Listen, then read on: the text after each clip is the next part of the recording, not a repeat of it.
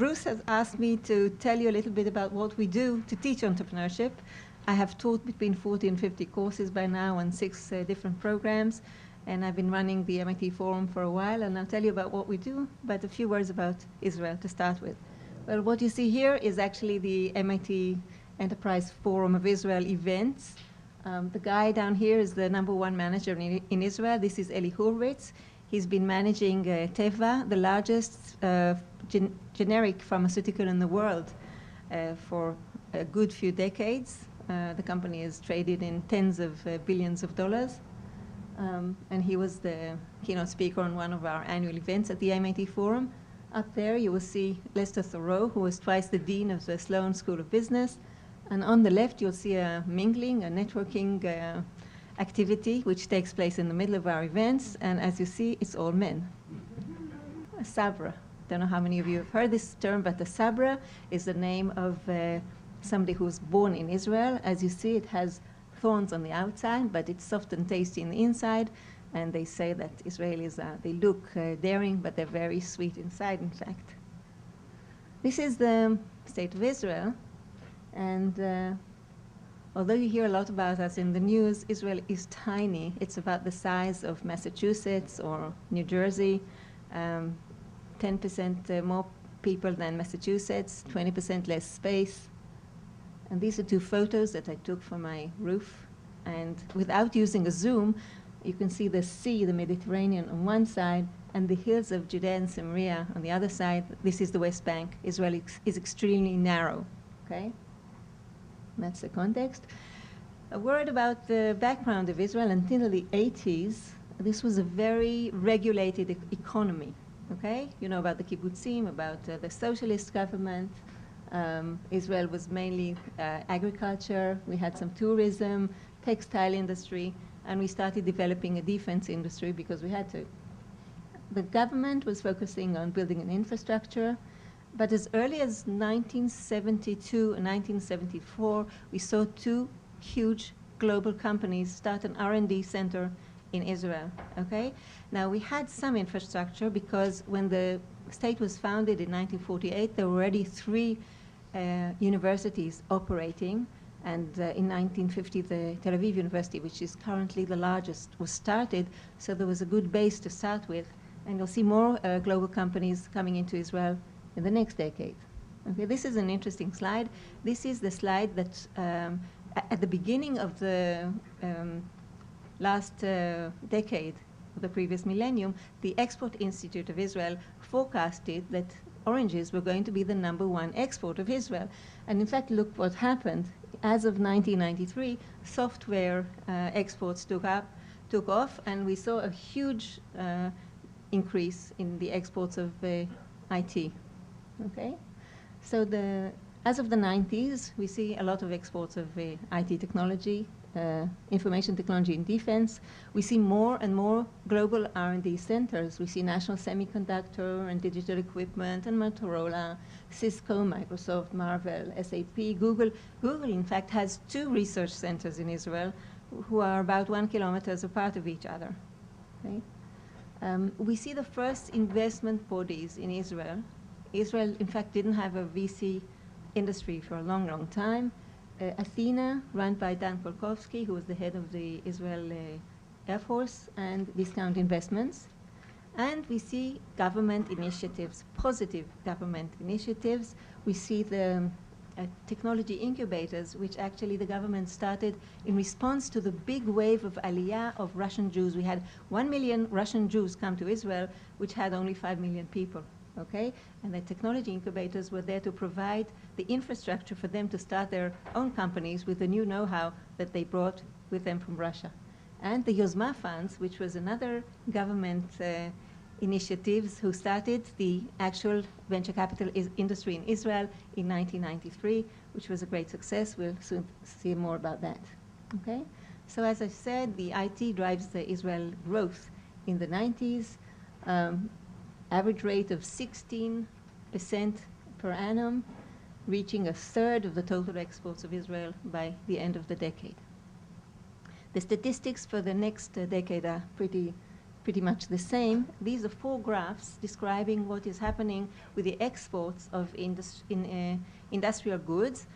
The lower one is talking about very low-tech industries, and the higher we go, the higher the technology involved. And you can see how the high technology is actually the locomotive which is driving the Israeli economy. This is another interesting statistic. Here it shows the various industries as in Israel as compared to other countries, namely the US, Canada, and Europe. And here again, you will see that the portion of the high-tech sector is extremely high. It's 35% vis-a-vis 15% in the US and 6% in Canada. So Israel is really high-tech land. And there are a few statistics that can explain some of this. We have a very high rate of engineers, 70 to 100 to 10,000 employees, which is, I think, twice as much as in the States or Japan or Germany. We have a very high penetration of technology. We have 106% of penetration of mobile. Israelis are talking on the mobile phone all the time. We have 73% penetration of PC, broadband. We write a lot of patents. If you look at the patents written in the United States, we are the number 4 country worldwide in the number of patents. There are about 100 companies, Israeli companies, traded on NASDAQ, similar numbers to the Canadian and Chinese nation. And total VC-backed exits since 1993, since the industry started, $35 billion, which is a very nice number in US terms. We're about the 3rd largest worldwide if we look at clusters of venture capital. Okay? Israelis are assumed to be stubborn and committed to success. They seem to like to working with each other long term, so they learn to know each other and they stay. Okay? We see a huge number of repeat entrepreneurs. There's at least 1 or 2 of them sitting here at the table. Paul Gompers of Harvard Business School claims that there are only 5% repeat entrepreneurs in the US, but in Israel it's 1 out of 3, which is pretty amazing.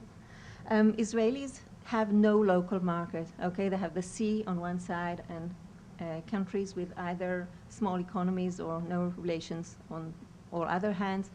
And they need to export from day one, and this makes them global players right from the start. And we have quite a number of companies who are leaders in their own sectors, such as Teva, which I mentioned, Checkpoint with their firewall, which you will find in any 500 Fortune 500 company, ISCAR, which was the first company that was acquired by Warren Buffett outside of the United States, and more. We assume this is due to a number of things. First of all, the very strong tech base, which stems from the good academia as well as the strong defense industry. The other thing is if you normally speak about 6 degrees of separation, in Israel we see 2 degrees of separation. In 2 phone calls you can get to anybody.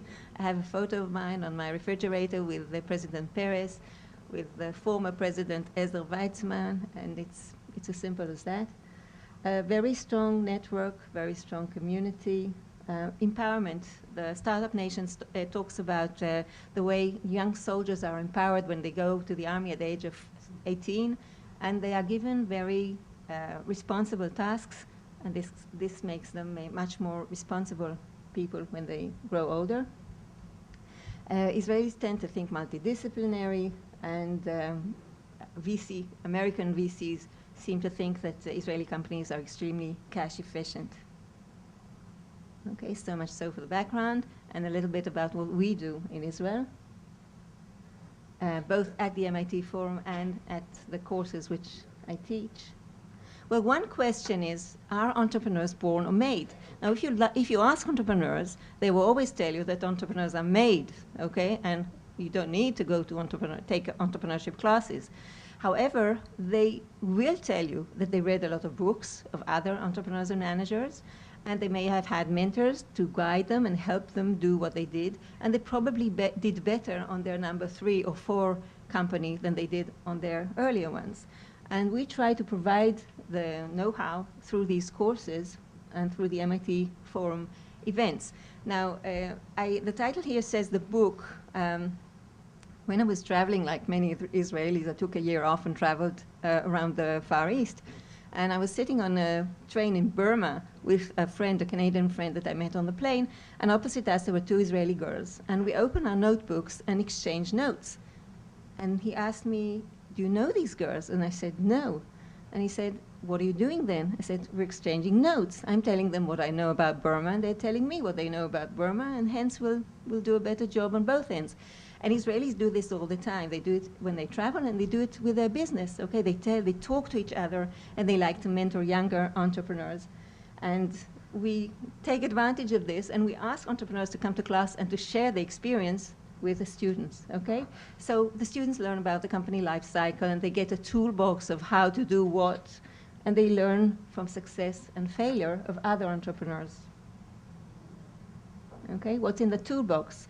We teach them that they have to carry out market research, and we tell them how to do it. We teach them about intellectual property. We teach them about various funding methods, about negotiation techniques, about go-to-market strategies, which are extremely important in Israel, which is so far from its market, and about the business planning process as a whole. As I said, entrepreneurs come to class and provide role models. We do case studies, especially ones written about Israeli companies, and there are quite a few of those. Okay? We do process analysis. We talk about what actually happens in the companies that we look at. And we send the students out to do stuff outside of class. We ask them to interview entrepreneurs. We ask them to analyze real business situations. We ask them to carry out market research for real companies and write business plans. Okay? Evaluating an opportunity. There's an entrepreneur by the name of Gil Hecht, which started a company called Continuity Software. And he didn't make it in his previous company, and he wanted to make sure he was going to make it this time. And he started selling the product. And he sold the product to 3 different companies while the product was still at development, okay? And he kept changing the product because he learned so much from the people he was negotiating with. And at the point they got to a purchase order, he said, "Look, I have to be honest, but we don't have the product yet. Okay, we can't sell it to you, but thanks to this process, the product is going to fit exactly your needs." And all 3 companies were happy to buy the product once it was there, okay?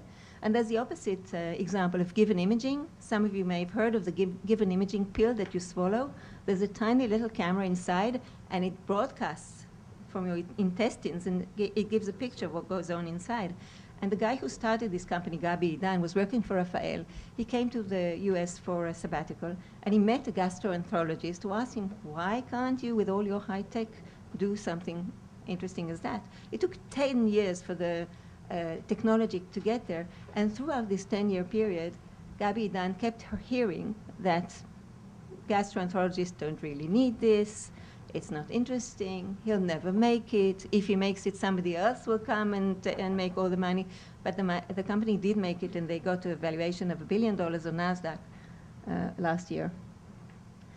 We talk about funding options, we talk about bootstrapping or getting funded from the outside. We learn from success and failure, okay? We heard a story by an entrepreneur called Inon Axel, who started a company by the name of Kasamba. And at one point, they went to a Jerusalem VC to ask for funding. And the VC told them that there was another company, a competitor in Silicon Valley, who had raised $40 million and who had 100 workers. And Inon and his partner went outside. And Inon said to Arthur, "Arthur, we're going to pretend this meeting never happened." And they went on. Now, when the crash took place, the other company had to pay salaries for 100 workers, and they crashed. But Kasamba went back to the seller, and they made it, and they were sold for $40 million to LivePerson. We speak a lot about go-to-market strategy. As I said, it's extremely difficult to sell from such a distance. An interesting story is a former student of mine called Amir Milo, who started a company by the name of Equivio. Equivio can tell similar, near-duplicate documents. Okay? In his previous company, he raised $20 million, and in this company, he put in $150,000 plus $150,000 of a of an investor, and he started a very lean and mean company, realizing at some point that the legal discovery community was the community that was the right community to go after. Now, wanting to define a focal point to start marketing, he defined the offices that provide services to these companies, a group of 120 entities. And within 3 or 4 years, he was selling to a quarter of this market. So he was a big fish in a small market and made it really well. Okay? Other topics are joint ventures, which are very common, mergers and acquisitions, etc. This is what some of our students say. They like the idea of mixing academy and business. They are enthusiastic to hear about the ventures. Some of our students tell me that they wanted to study law, but having been through the course, they want to become entrepreneurs. The other service that we provide at the MIT Forum is direct consulting to companies. We hold brainstorming sessions for them, which are natural and intimate. And from time to time, we manage to make a real difference. This is an example of a company who is trying to serve the wrong market. And after talking to us, we directed them to the defense market, and they had a very nice exit. Another example is Monica Eisinger, who went to the Technion together with me.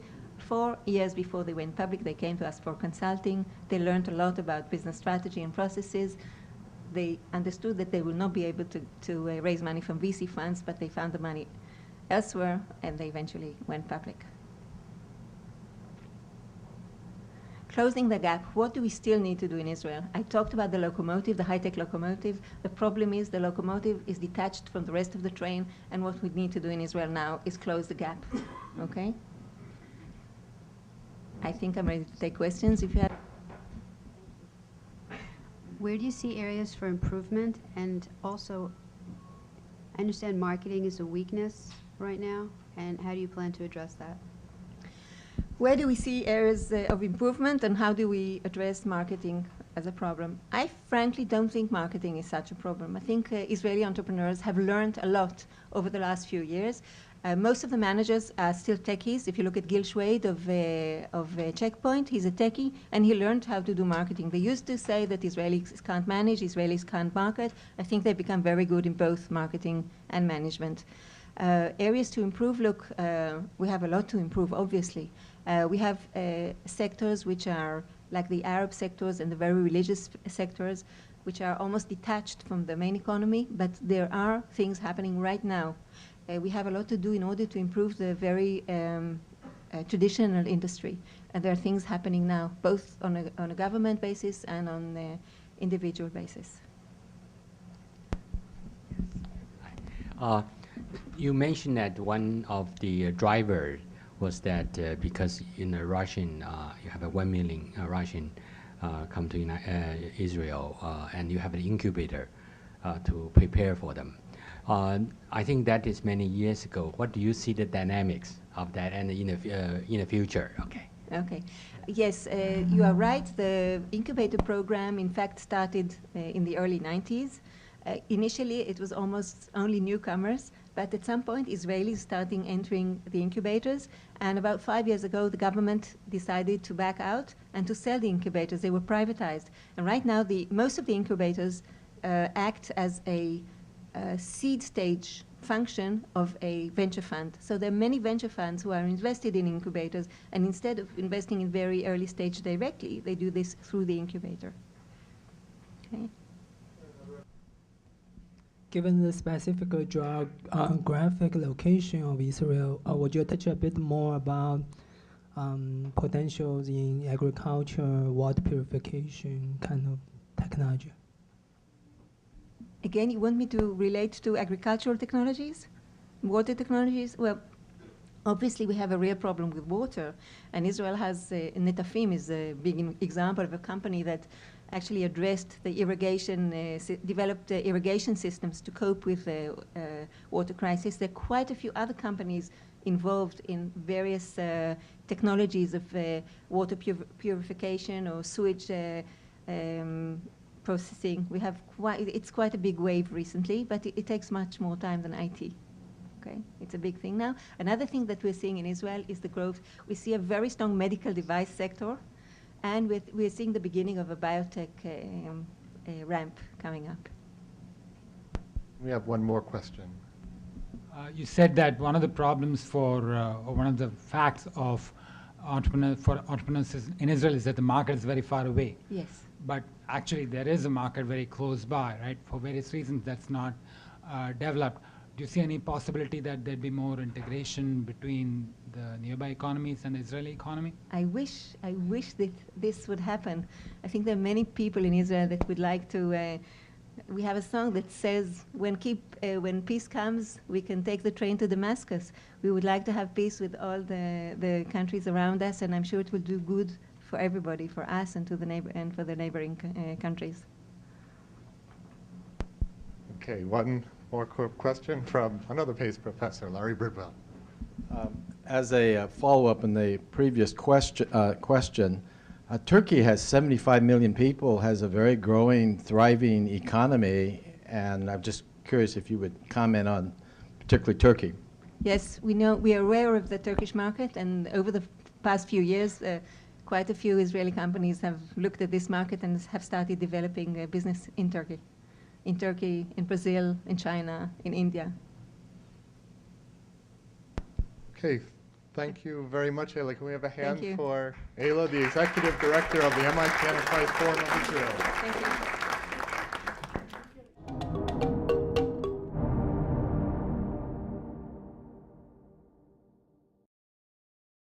What I was going to do is ask a few questions. First, each panelist to briefly introduce themselves and their company. Then I'll ask a couple just general questions on Israeli culture and the economy, and then some specific questions to the panel about being successful entrepreneurs who happen to be Israelis. And then I'll invite the panel to ask each other a question, and then open it up for a few questions to the audience. So to start, Yaron asked that we just show a brief video from his company. I'll set it up maybe. I'm the founder of a company called Outbrain, and what we do, the video will just show it better than anything I say, but we're generally a recommendation engine for content on blogs and newspapers. Let's hit that, and then I'll talk a bit about the company. You publish great content to your blog, but it's quickly lost once it moves off the homepage. How do you keep it alive forever? The Outbrain thumbnail widget links to your best posts with thumbnail images to help your readers discover all of your great content. Here's how it works. Outbrain analyzes your blog to identify related and popular posts and places links to them under each new post you write. It also adds thumbnail images above the links to enhance the look and feel of your site. The thumbnail widget is totally free and takes less than 60 seconds to install. Add a rating system and get feedback from your readers. Let them tell you what they think by adding either a thumbs up icon or a 5-star rater. The thumbnail widget has a sleek design without any powered by Outbrain nonsense. Showing paid links to interesting articles on other sites is completely optional. You'll be able to see the jump in traffic in your Outbrain reporting dashboard. Show off your best content now. Free and easy to install, Outbrain is a no-brainer. So that's what we do. It's very simple. There's not much more I can say about the product. We've been doing this for about 3 years now. We're installed on about 45,000 websites, most of them blogs, but also sites like USA Today, Chicago Tribune, Seattle Times, etc., and most of the newspapers in Israel as well. So back to the being global from day one, we actually support about 40 languages, and that's again out of necessity. So the local market for us is pretty small. Again, we've been doing this for about 3 years. Funded this by 3 VCs, 2 in Israel, 1 in California. Raised about $20 million to date, and before that I did another company called Quigo, which was a contextual ad network, similar in ways to what you see, the Google ads that you see on content sites. and did that for about 8 years and sold it to AOL about 3 years ago, and started another small online ad company before that, and that was eventually acquired by a company that was acquired by Microsoft. So that's me. Okay, thank you, Ron. Next is Ron from 5 Men Media. Hi, my name is Ron Harneveau. I'm the co-founder and CEO of 5 Men Media. I guess everyone here knows YouTube. I wouldn't ask you if you know YouTube. How many of you are using Hulu on a regular basis? 5 Men Media is basically, I think, what we're trying to do is to create the niche content side of the online video game. And we're trying basically to renovate and create the new generation of cable networks. The way we do it, we have our own and operated site, which is 5men.com, but it's not really it's more of our showcase and our identity online. But what we are really doing is we're trying to take video online anywhere and help a lot of publishers that are dealing with very niche topics such as food, health, the WebMDs of the world, the food networks of the world, and a lot of other vertical sites, to fill their site within in seconds with videos that would be contextually matching to their articles. We license content. We have content deals with CBS, NBC, Scripps, Hachette, Hearst, Meredith, Comcast, and all the big TV companies and some web production companies and DVD producers and PBS shows. And we go to the content producers with a premise to basically take their content to new websites they don't own. Then we take the content into our own and operated system.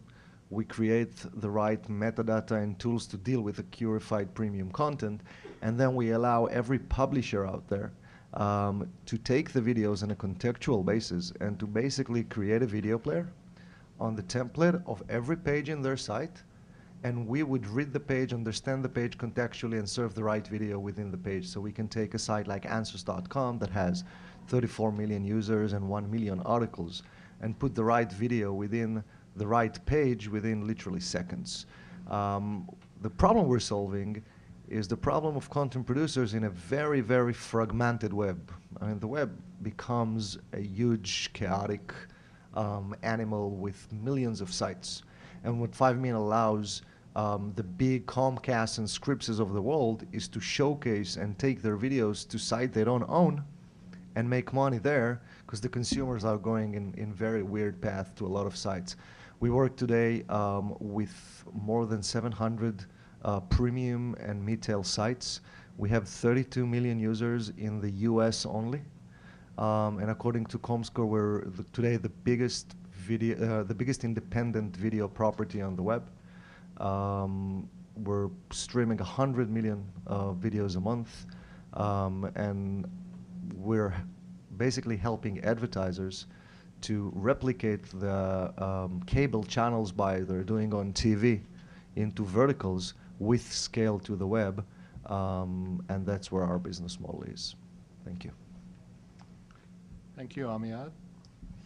Yeah, good evening, everyone. My name is Amiad Solomon. I'm the founder of Peer 39. What Peer 39 is basically a data software company in which we provide our data and technology to the very large and growing advertising market, or internet advertising market. To make it very simple, we have technology that understands pages to the meaning of it, to the sentiment of it, or semantic play it. And provide those pieces of data in real time, so companies can have relevant ads to content. So let's take a very simple example. If a page off of Newsweek political section comes up to our system, our machines know how to read that page very fast, understand that it's about Obama's healthcare plan, and assign attributes that this page has to have ads related to healthcare or to tax or to anything that was the content and the meaning of that page. And everything happens in milliseconds before the page loads. So it has to happen before the page loads in probably less than 50 milliseconds. So actually a relevant ad can come to the relevant page. It's part of this growing space on the internet, which is the demand and the data platforms. We believe we're the next generation of targeting after contextual and behavioral targeting.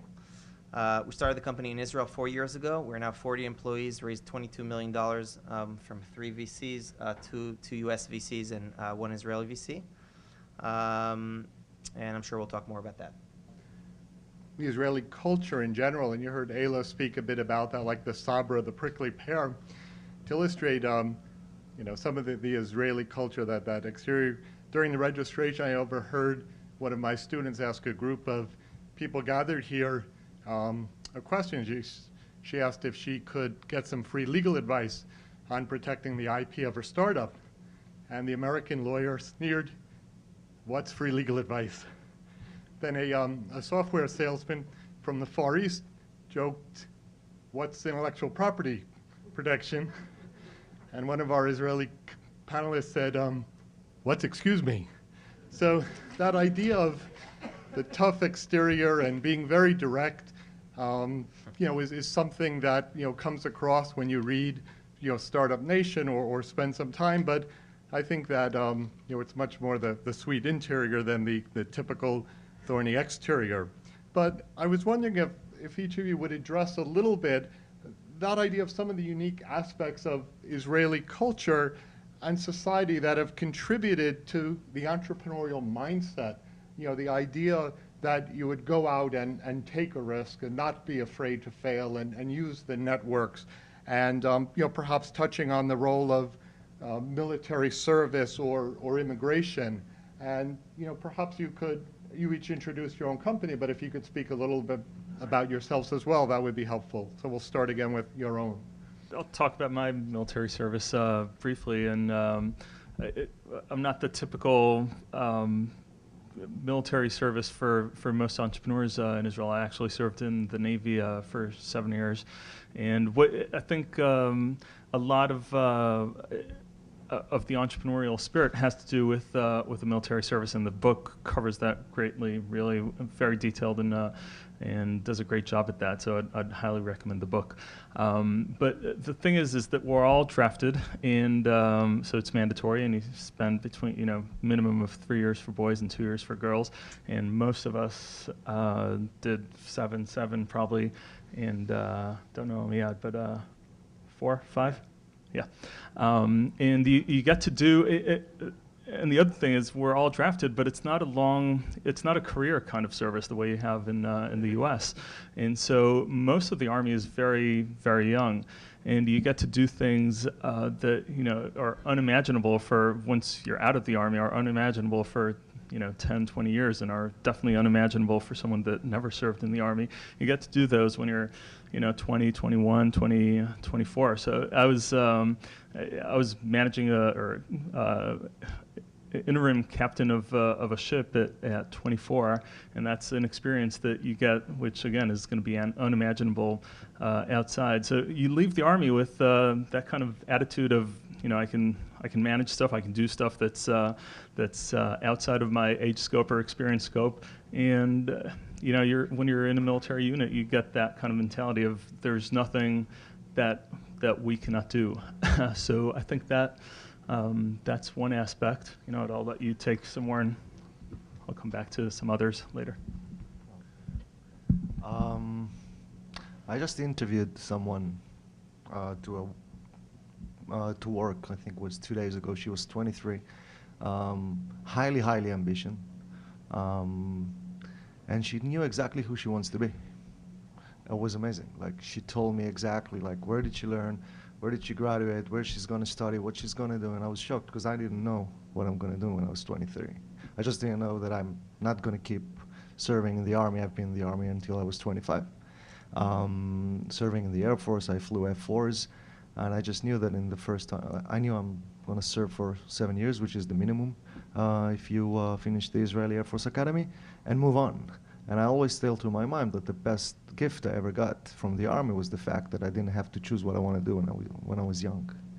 And then you're 26 or 25, because I traveled a little bit, and then I had to decide. I think you're a bit smarter, I hope, when you're 25. I think that the Army piece gives Israelis a lot of independence. We leave our homes when we were 18, and we need to take decisions that I can tell you that I did very complex things when I was 22. It took me 3 or 4 years afterwards, when I was out of the army, to get into the same positions and decision-making situations that I experienced when I was in the army. So, you know, you're just being educated that you need to decide. You need to improvise, which not only helps Israelis, it also messes us up. We are the masters of improvisation, which is great when you start a startup, and again, it gets complicated when the startup evolves. And I think that the Army is a very major point in our evolvement as entrepreneurs, but it's also the society. I mean, I never paid for my lawyer and our accountant and our workers until we got the seed money. They all were, all right, pay me later. I actually pitched the company to the lawyer, and he decided if he believes in the idea, yes or no. And when he said, all right, I believe it. So we did a thing that we will pay him after the seed money, and now we work with him until today. I think so the Army would be one, and the second thing is that everyone supports you to live the regular kind of path and be an entrepreneur, which is something that I don't think you can experience elsewhere in such a volume. Yeah, so I think that actually the three of us probably don't represent the regular entrepreneur. I think I was in a commando unit, and like Yaron and Ron, I think we were exposed to do very complicated things at very early stages, sometimes alone. And I think that contributed a lot. Actually, a lot of entrepreneurs in Israel come from the intelligence forces or from the computer. You know, Checkpoint is a good example that all three founders were in the same unit from developing software. But I do agree that the Army is definitely a good place, and I think enough was spoken about it. I think another aspect would be more on the immigrant side. I think without knowing the backgrounds of our friends here, if you take 2 generations back, in most cases, people are immigrants. Some people just moved now, but either our parents or grandparents or great-grandparents, moved in some very hard times to Israel. And I think that kind of spirit of still early stages of a country in development really is kind of a lot of what's going on, of people want to be successful and willing to take a big risk to be successful, and I think it's part of the culture. I'm sure in America, when 300 years ago or so on, there was much more entrepreneurship and innovation, and like any country there are, and I think that you see in America too, a lot of the immigrants are the ones that are very, very successful. Look at the Google founders and others, and I think that's something that you kind of grew up with in Israel. Hopefully it will stay in a few hundred years too, but just to complete on that side, I think the Army is a very important part of it, but more the atmosphere and kind of the landscape in which you grow on. Thank you. The other question, a general question I wanted to ask is not so much about the culture, but Israel's economy itself in fostering technology innovation and the formation of entrepreneurial ventures. Aspects more surrounding political policy, taxation, legal issues, financial markets, and things such as the current economic conditions, global trade, security concerns, et cetera. So could you talk a bit more about the macroeconomy and how you believe Israel has been successful in fostering this startup nation? So I think that there were very few things that Israel did right and helped foster all the innovation, like the Yozma project, which was the kickstarting of all the VC industry. But I think on most of those points that you touched, all this entrepreneurship and innovation has happened not, l'amrot. So what? In spite of government and regulation, like the tax stuff in Israel is a total mess. No one really knows what the tax laws are, including the tax authorities. So, those things are not necessarily, I think, what caused the innovation. A lot of, us as entrepreneurs or innovators, I think one of our traits is the ability to kind of swim in a world of chaos and unpredictability and not knowing where we're going to. And I think Israel on that respect, I don't think is something you'd want to actually replicate in other countries you're looking to foster innovation in. Okay. I'll touch that, and I'm totally in agreement with Yaron. If you're Israeli, you live in a 7 million people country, so the markets are relatively small. And then, the only dream is global. And I don't know how many of you, lived in small countries. I don't think it's an Israeli thing. But the only dream, the only way to make it big is go global. And, I always say that the internet is the real Wild West these days. It allows you to have, a lot of shortcuts. And if you don't do them in such a small country with the taxation and the mess, and the countries, small countries usually have 20 to 30 to 40 families that basically run the business for everyone else. And I think that the opposite, it just happens because Israelis thrive, to break through, not to get captured in, I would say, a loop of a small market that doesn't really give you the ability to innovate. And therefore, if you can, we raised money in the US. We raised 13 million, I didn't say it, from 2 American VCs. The Israeli VCs didn't want to put money in us. We're not doing a typical kind of technology thing. We're more of a media players. We just took a plane here, got some connections from people, from friends, and I think we met Tali's here is my other co-founder, 60, 70 VCs. We knocked on every door. Hello, we want money. Until we find someone that gave us. And I would say that Israel's economy is the inspired thing. The Israel economy basically thrives you to try and create something bigger and go global, and not the opposite. Okay, thank you. And Tal's also here as the wingman or the backup because Ron may be having a child at any moment and may have to run out. So I'll tell you ahead of time, and congratulations ahead of time. Amiad? Yeah, I think that two things. I think that from a macro perspective, I think back to your question, I think Israel has to do a lot more and focus on the technology, which is really our advantage in Israel. So, echoing on what Ron is saying, I think that really if you look even 20, 30 years ago, it was very hard to break in to make it very big in Israel because of the fact that I would say that 10 families controlled most of the wealth in Israel, and still some of them still control it. But really, the first wave of people who managed to do very well are in technology, where it's not really around connections, and it's not really about kind of who do you know in the government and getting all kinds of special treatments. It was really for the innovation. And I think the first wave of companies in the high-tech sector really boomed it, and you saw very, very successful people that are starting to entering the Forbes list of Israel, coming from technology. And that's becoming more and more effective as the internet is evolving and the technology sector is evolving, and you see the dynamics changing, not only with those very wealthy families, but also the spread of wealth in Israel. While maybe 20 years ago, there was the average between the very high net worth individuals and the average person was maybe like Russia today. Today in Israel, even people who are not their entrepreneurs themselves and are not making the big exits, the average salary for a software developer for us in Israel is the same as in New York right now.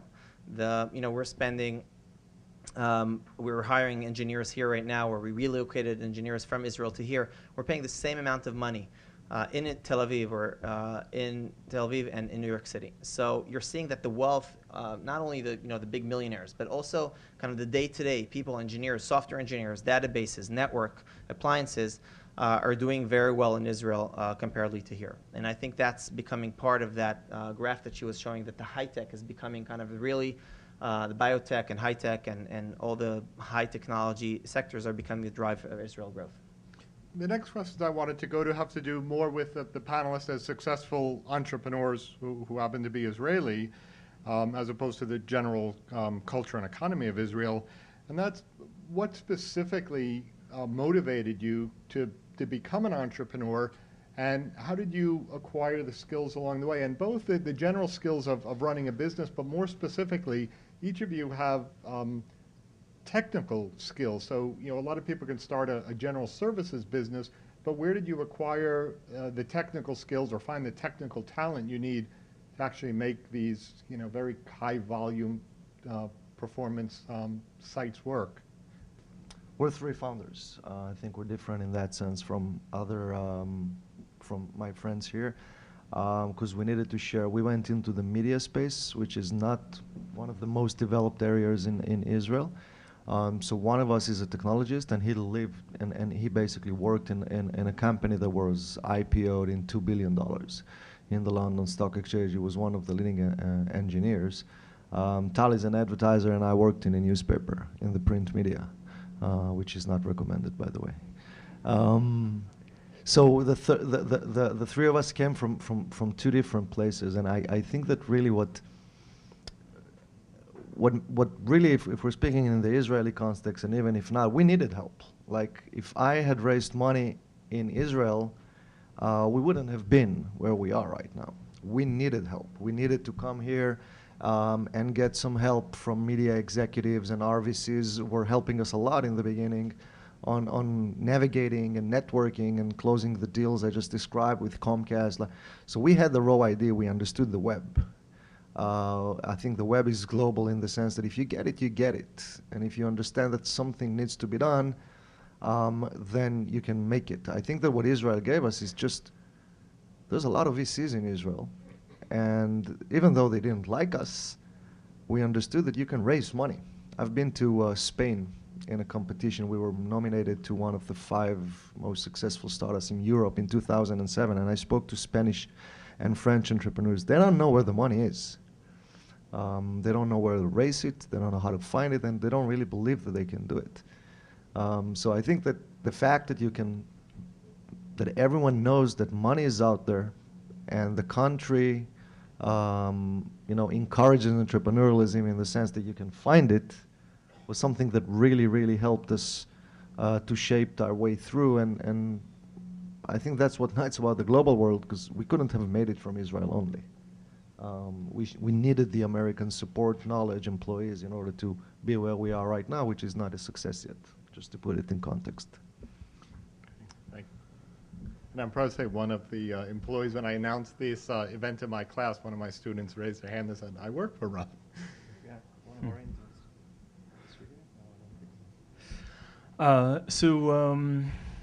So I don't have a technology background, actually. I started my own web design shop. Did most of my studying from reading magazines.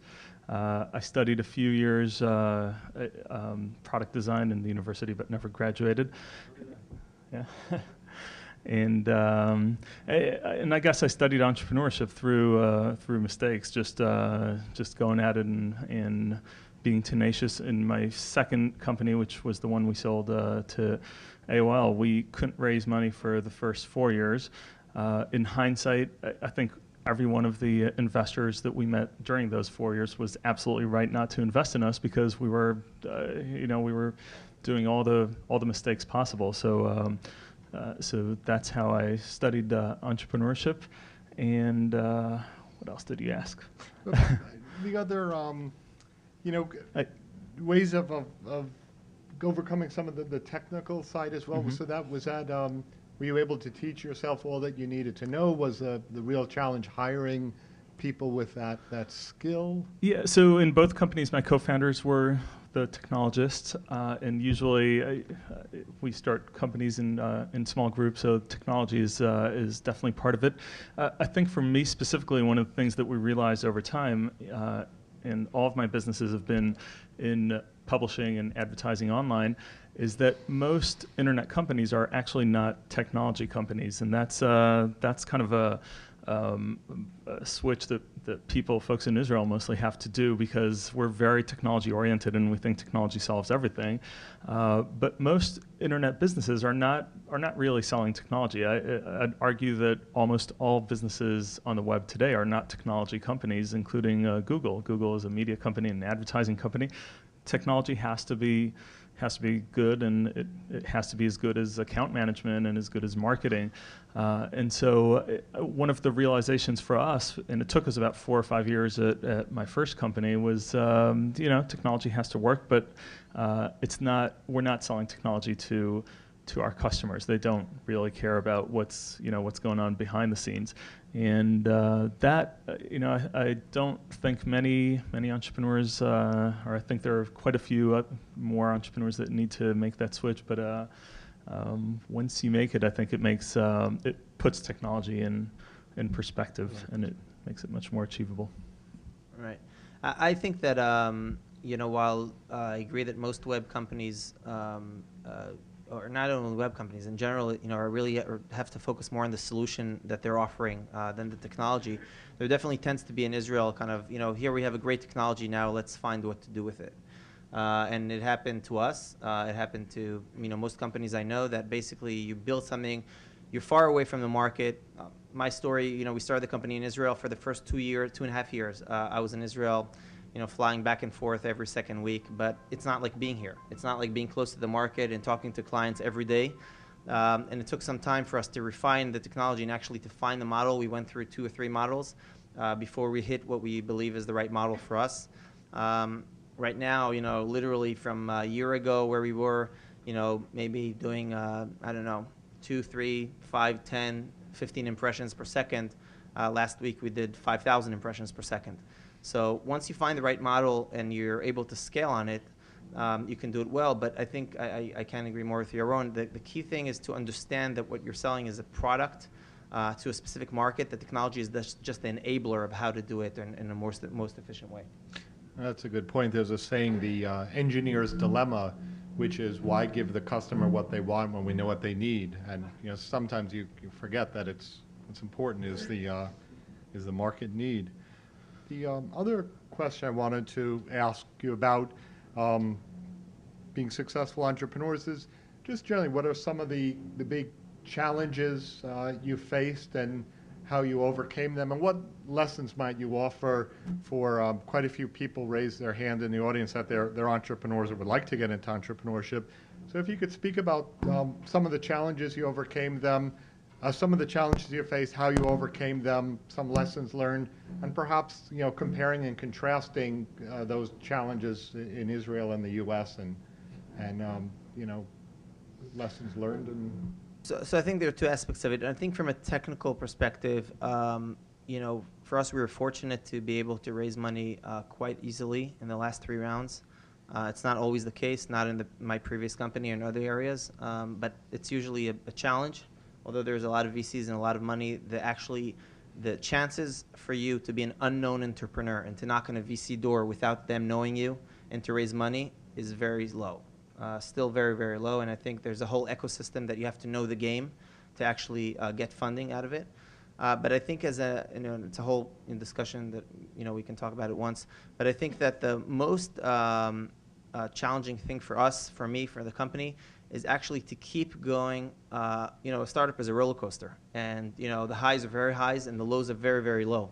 Sometimes you invest so much money in a direction and it just doesn't work, and there's a whole board and investors, and you're not operating solo. And to continue, regardless of, you mentioned a few stories before, of all the problems that you have, and continue motivating your people who are not necessarily founders or not necessarily at the same stage that you are, to have the same enthusiasm and hard work despite the changes and shifts you have to make. I think that's the number one challenge that we had, of kind of continuing and making sure that everyone's on board, and who is ever not on board to let off the boat, that can affect the whole group if that's not the case. That was in our end.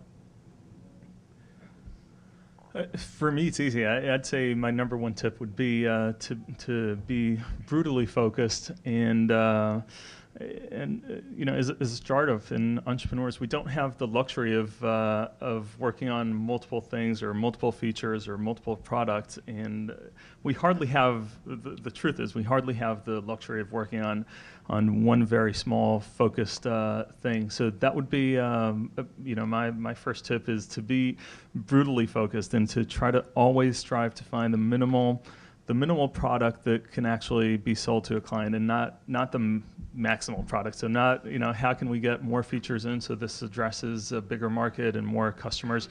I'd say have the joy of cutting features and looking for a more focused proposition. And a great example from recent years, couldn't find any better example than Facebook, which is kind of on its way to world domination, and that's going to be the web, et cetera. But when they started about 5 years ago, it was a system for Harvard students to put in their Facebook, right, do their phone and contact information.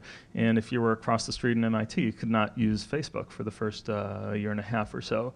And then after that kind of brutal focus, which is just the contact information just for Harvard, they expanded to 5 universities for about a year. And then they said after about a year, it would be all universities, but you had to have an EDU email. And it took about a year until they said, okay, we'll allow these 20 companies to have their employees use Facebook. So I think it's a wonderful, we tend to look at the outcome and the end result, which is world domination. So we'll do the next Facebook killer and all that. But they were brutally focused all along the way, and I think that's the most important trait for entrepreneurs. And I'll just add the second, which is about financing. And I think it sort of relates to this. Usually when we talk to investors, we're so in love with what we developed with our product and with everything that can be done. And we start expanding on all those things that can be done. We can do this technology and that and this feature and that. But the truth is that investing in startups, at least, is not a financial transaction. It's an emotional and human storytelling kind of transaction. And to get finance for a private company that has nothing, you don't know what the share price is, et cetera, it's just an idea. What you need to do really well is tell a good, compelling, and simple story. It's a human being that's sitting in front of you, not a financial machine. So it's about getting that essence of what's a good story, and you get to choose what the story is. It could be your experience, or you're a domain expert, you sold companies, that's a great story. Or it could be having that single core functionality that you've already released, and you can show a story in a chart, which is here are 4 or 5 months of growth. It might be 100 people using it, so not 100 million, but you can show the growth. So that's a great story, and investors can relate to that and understand that if you increase your usage month over month for 4 months, they can invest in that kind of growth. So I think it's about finding a core, very simple story and really staying focused to that. 2 things in short. My mother always told me the biggest enemy of good enough is perfect. Don't try to be perfect.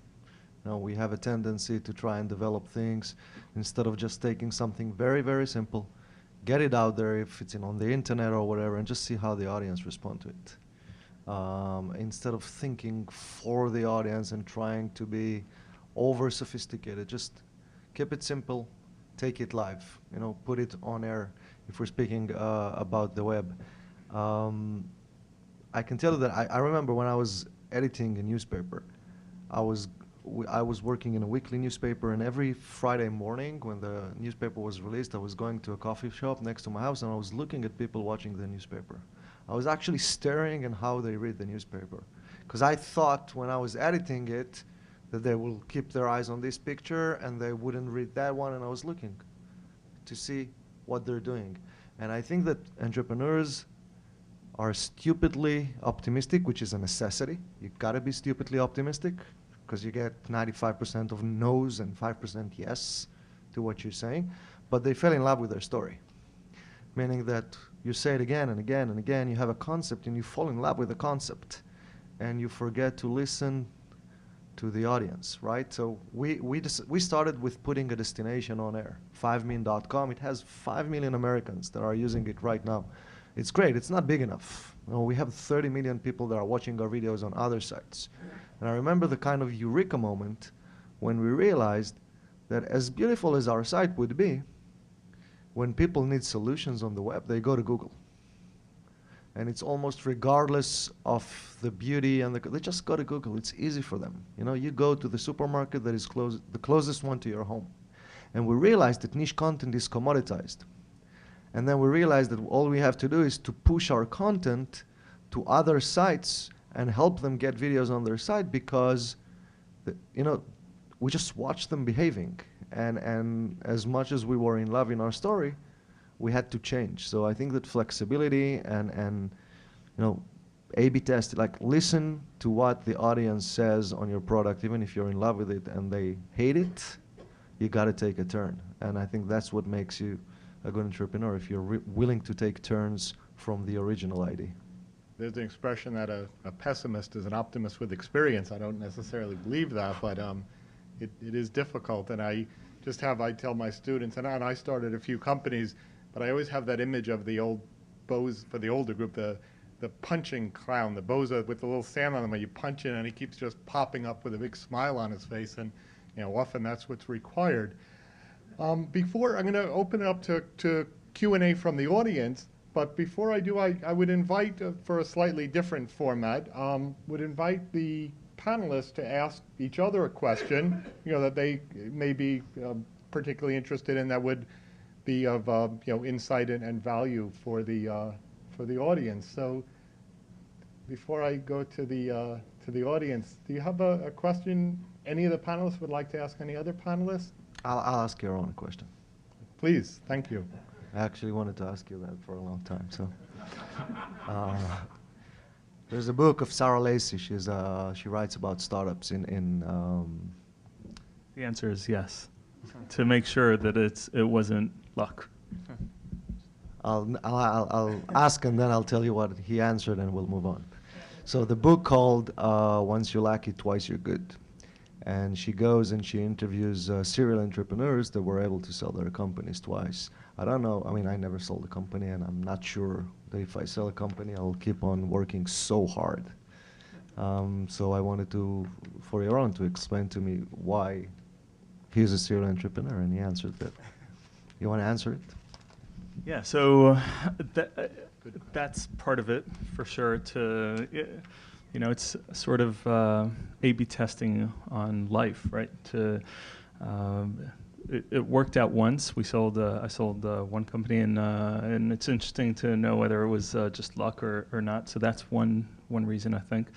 The other is, I think there's just the fun of the game. So building these companies, if you don't take them too much to heart, it's at the end of the day, it's a game, and there's a score at the end, which is nice. I couldn't care less about the money piece of it, but it's nice to have score on it, and it's nice to play the game with a team that I enjoy. I have the luxury this time to hire a team that I greatly enjoy coming to work with. And especially in the internet, where you have so much competition, and you have no idea who's coming at you, and when Google will release a competing product and stuff like that. It's just it's fun from a strategy kind of problem-solving perspective. So that's pretty much it. I enjoy this greatly. I suffered the first 4 or 5 years at the previous company, mostly because we were absurdly underfunded. It took us 4 years to get our first real funding, and that's a lot of pain. But this time we're well funded, great team, and it's a joy so far. I mean, what would I do? Sit on the beach forever? No. To continue on the cliches, the harder I work, the luckier I get. And on that passion and wanting to keep doing it, I plug the book. I would also, one of great speeches, if you, and don't Google it, but go to one of the video sites, is Steve Jobs' commencement speech at Stanford University. If you just go to Steve Jobs, Stanford 2005, it's a wonderful 14-minute speech, but on that and the passion for the work. Great. And another question. Yaron, do you have a question? Yeah, I'll retaliate. So Ron is actually a very unique Israeli entrepreneur because, as he mentioned, he launched a destination site, which there are very few destination direct-to-consumer businesses that have launched from Israel. And that, again, relates to what I said before, which is we're very technology-obsessed and not very much consumer-obsessed. So my question to you is, has the DNA of the company, as far as it relates to destinations and direct-to-consumer, changed with the move from Israel to here? Did it matter? You know, I always, no, not always, because when I speak about Israeli entrepreneurs, I think we're not typical, right? That's why we never got money from Israeli VCs, because the Israeli DNA is technology, patents, and I think the industry in Israel were not able. You just said the internet is product, the internet is media, the internet is solving problems, which is something I always say. Like, it's not about the patent, it's not about the algorithm, it's not about the technology. Twitter didn't reinvent the wheel. It's media. So is Facebook, by the way. So I think that we just did what we knew, because we are media people. As entrepreneurs, we didn't spend time in doing a lot of algorithm. We were very consumer facing in our previous works. And I think that in here, we realized that we're not first as stupid as we thought for a while, because people really realized, oh, so you're a media company. We said, yes, okay. And then they asked the right question. And second, I think we learned a lot after moving here how to run a media business. And in that respect, I think that the US is, people here understand consumer in a way. I actually disagree about marketing for Israeli companies. I think they don't know how to do it in generalization. I think they're very focused in the technology and they don't understand branding, logos, how do you get your message out? How do you crystallize your story? And I think we're not good enough in that. So yeah, I think that the US was a brilliant school for us. I think that, just to echo here, I think that it's true that I was actually on a panel in Israel. There was a big VC type of event, and it was a panel, and there was a question there, could Israel produce a Facebook or a Twitter? And not from a technology perspective, from a mindset perspective of understanding the product and understanding kind of what people want more on the social side. And I think that most people thought that Israel cannot produce that. I disagree. I think that it's becoming very, very global. In the same way that the folks from Israel, they founded like companies like ICQ and the messengers, and Skype was invented outside of the US. And more sites. True that when you're here, you can get that crowd, but I think that it's becoming more and more, people are becoming more immersed in the product side and the innovation side. I agree 100% with Ron, and if you knock on the door of an Israeli VC with a consumer play, your chances of getting funded are very low. But really to see it at a larger scale, what? For a good reason. Yeah, for a good reason, but I think that that's becoming, there are more and more interesting stuff like that, and I'm not sure you have to be at Harvard to start a Facebook. Thank you. I'll open up if there's a couple questions from the audience. Hi, my name is Malcolm Elvey, and I'm a parallel entrepreneur. I used to be a serial entrepreneur, but now I'm retired. I do lots of things. One of the things I'm doing is I'm writing a book. It started out as a regular book, and it's now developed into what I call a MOOC, so I have the URL moocs.com, multimedia books. I'm publishing the book tomorrow on the iPad, and it is really multimedia, using video, text, combining, and we think in a very unique way. I've only actually prepared one chapter. I've done interviews with about 4 people, and the interviews are because of the question is, what is the price that I charge for the first chapter? Bearing in mind, Wired Magazine and Chris decided that free was a good idea. Do I publish it for free, or can I charge 99 cents or $1.99? Go for it. Look, I actually, in our video space, we also are dealing with the freemium economy. I'll tell you my take. Everything that is commoditized by nature need to be free. Everything that is long-tailed, very, very interesting, and not a lot of supply can be charged. I think that if the New York Times would charge for news, their business would get smaller because they can get news elsewhere. In our business, like if you want a recipe, there's some companies that were willing to give us the recipes for free, and some companies want us to charge the consumers, and I just thought they would never pay because they can get it elsewhere for free. So the question is, how commoditized are the interviews? and the market, and if can people find other things that are similar to what you did for free, and if they're not, which seems they're not, then I think you can go and charge. This is my take on what should be free and what should we charge for. Okay, and there's a great journal article called Versioning by Hal Varian and Carl Shapiro just on that topic. I had a .com company called Stock Central back in the 90s, and we were looking at just that problem. And it's wonderful how to version information when the marginal cost of production is zero. The next question, which is truly a question. I have a question for Ron. Basically, if you look at the video content, there's 3 types of content: high-end, mid-end, and low-end, though it's not really low-end. But your business model really requires you to have access to high-end content, which is produced by big media companies, because that's what attracts real ad dollars. Now, if you look at lately the trend, big media companies, they don't want others to distribute the content. And you can see this even with Hulu model, which is owned by big media companies, but they're trying to keep the content out of Hulu. So what are your plans for the future to address the issue of big media companies sort of trying to distribute content themselves instead of giving to others? And even YouTube has that problem right now. And demand media outcasts everybody, I mean. I'll be very short because I think it's very industrial and I wouldn't want to bore anyone else. I'll tell you one thing about content. Content is getting commoditized because it's cheaper to produce it. The fact that there are so many blogs right now and every one of you can open a blog and be an opinion leader actually brings content to a stalling to a place where it's getting commoditized. The Hulu and the NBC and this, like, Lost is not commoditized yet, right? It's a franchise. People want to see Lost. And it's really, really hard to replicate Lost with small dollars.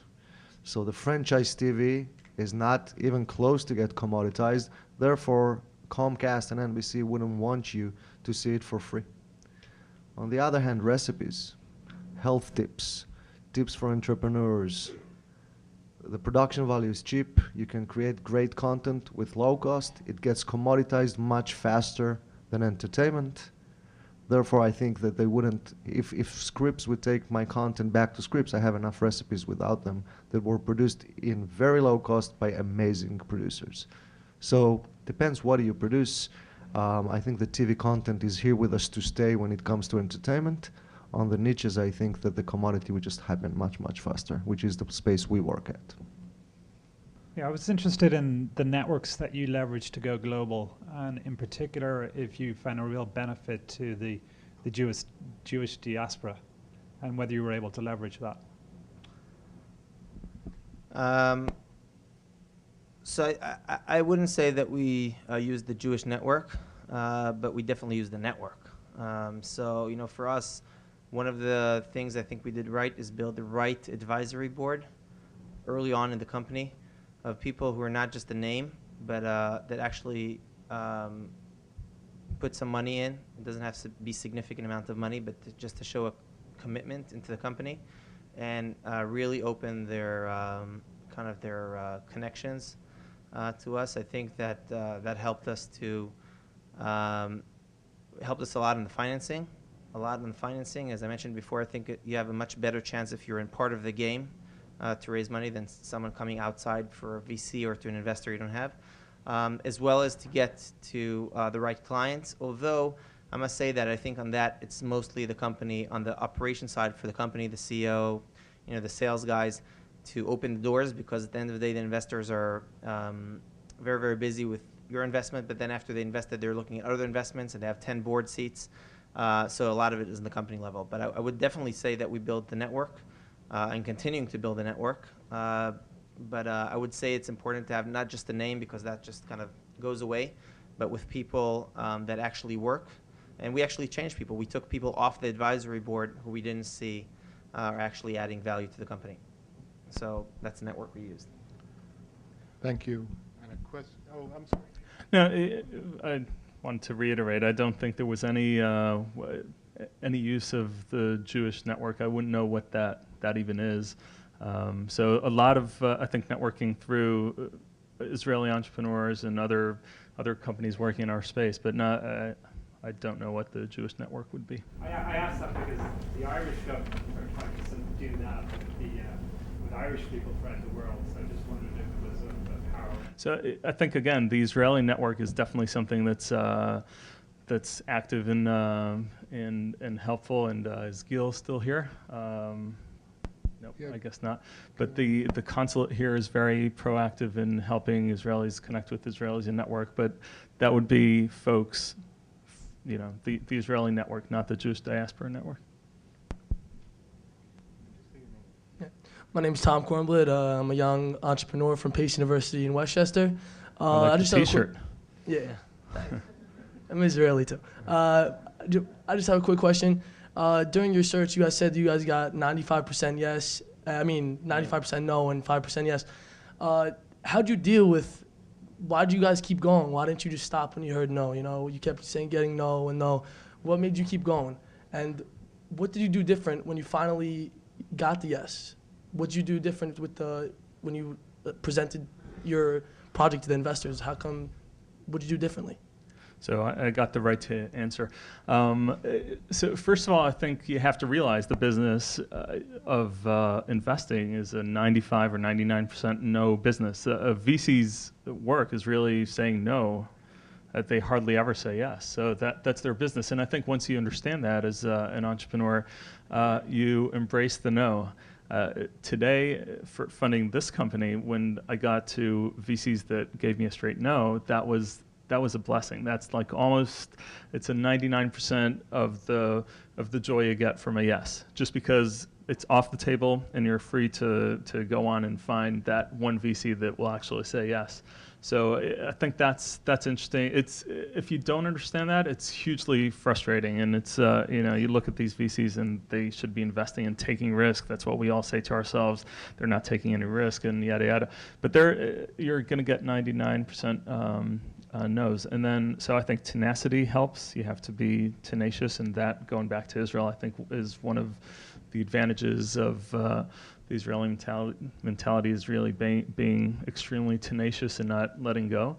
And the other thing I think is just really crystallizing your story to a very simple human story, and not trying to cover too much or say you're going to conquer the world because you start diluting your story. It's really about finding a very simple story that you can tell the investors. I just add another step to this that's further out to what you're saying. I would say that you should practice on the VCs that you don't need their money. I'm taking it to an extreme, but what we are doing is know who you really want money from and don't talk to them at all. I mean, you have to practice and refine your message and get all the no's on the people that you don't really care about. And when you're ready to it, after 10 or 15 or 20 people have told you'll know enough about what's good, what's not good, what's working and really go to the people that you want money from. With the VCs, especially, if you get a no, it's very hard to get them back. I mean, I don't know if there was ever kind of a story of people that came back and said, "Oh, we were wrong. We should invest here." Very, very few stories like that. So I would probably start the other way around and go to the people that you want last. I'll just add one short thing. You need to ask why. Why did you got the no? And sometimes you'll just hear answers that you wouldn't agree with, and you'll just say, all right, so they're not smart. And I told you, stupidly optimistic. And sometimes the no would be brilliant. I can tell you that I remember that I got back from the West Coast to Israel one time. We got like 7 or 8 no's that were really, really articulated. People we insisted to understand why did we get the no, and they explained. And I remember myself saying, I'm not insulted. Give it to me. And if you're ready to get the criticism and understand why you got the no, then there's a good room for improvement.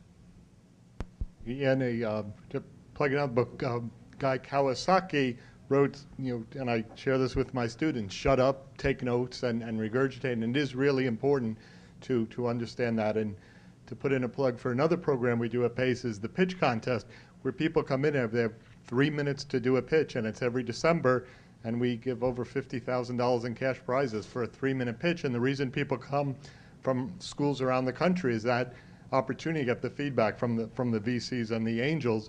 And the real beauty is getting that kind of feedback and improving. We had a question over here from Dave. Hi, my name's David Light. I'm an attorney at Lowenstein Sandler, where we represent a lot of tech companies, including a lot of Israeli companies coming into the U.S. market. My question for all of you is that, you know, I couldn't help but notice that you're all from web media content companies, and I'm wondering where else in Israel, what other sectors do you think are you know, important sectors for technology in Israel, like clean tech or wherever else you think it is? It struck me that you were all sort of Web 2.0 type companies. I just think, I mean, we were just talking about it. I think that this represents really more the web companies. And I think a lot of the software and hardware companies are actually based in California, where there's a lot of traditional kind of connections to the big companies. I think the big sectors are, you know, software and internet are big. What's becoming very big in Israel is the medical device space, which is you know, doing very well. But I think really New York represents more the web, just because it's closer to Israel. You know, a lot of the media companies are here. A lot of our clients are here. A lot of the relationships we can have here. While traditionally, like all the major software and hardware companies are actually based in Silicon Valley or in Boston.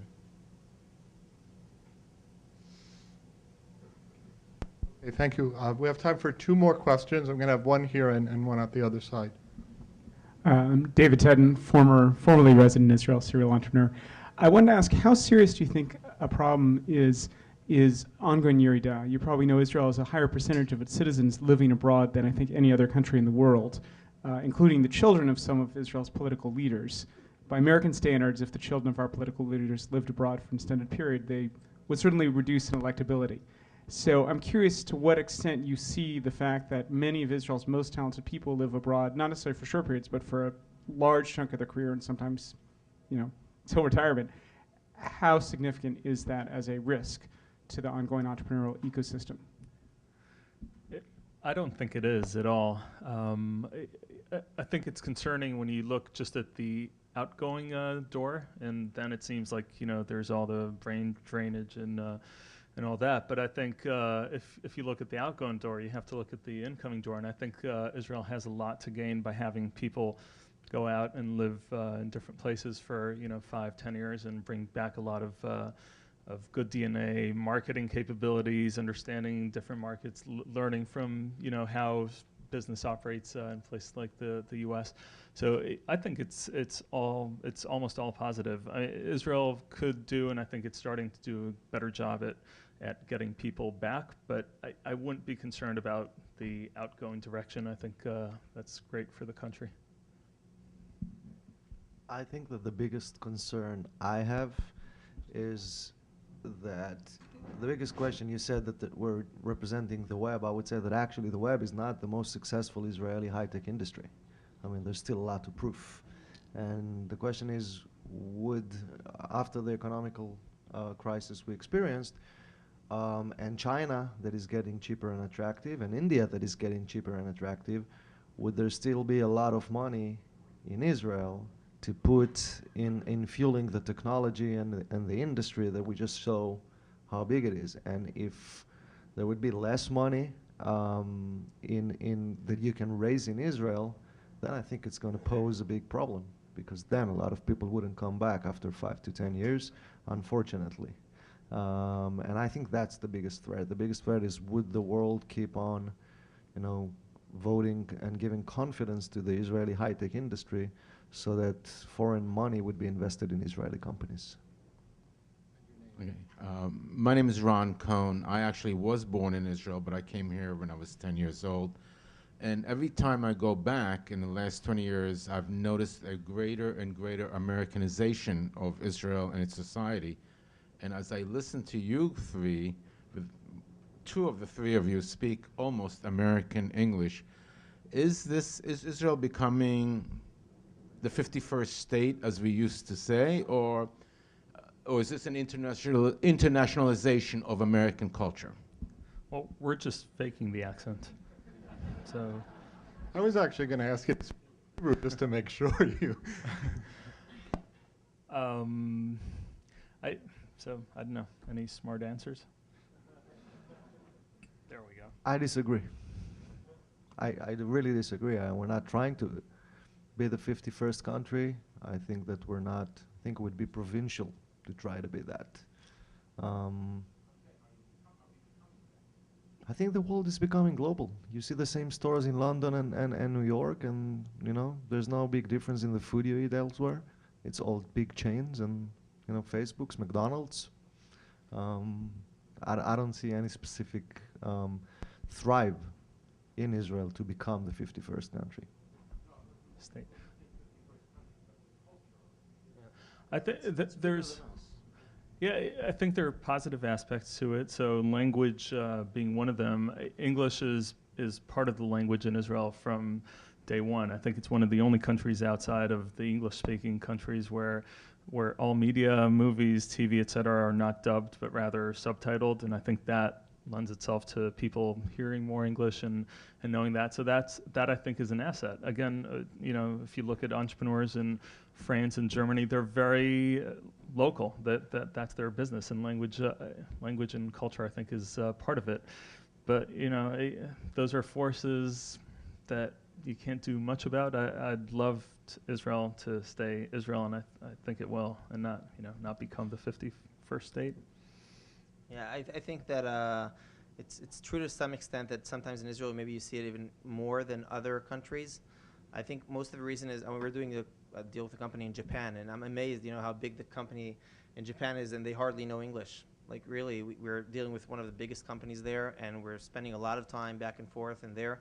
And like most of our counterparts speak English, not Americans, totally Israelis are speaking, you know, English better. And I think it has to do a lot with the local market. Their local market is big enough for them to not need to expand to English, which is most of the markets that we're in.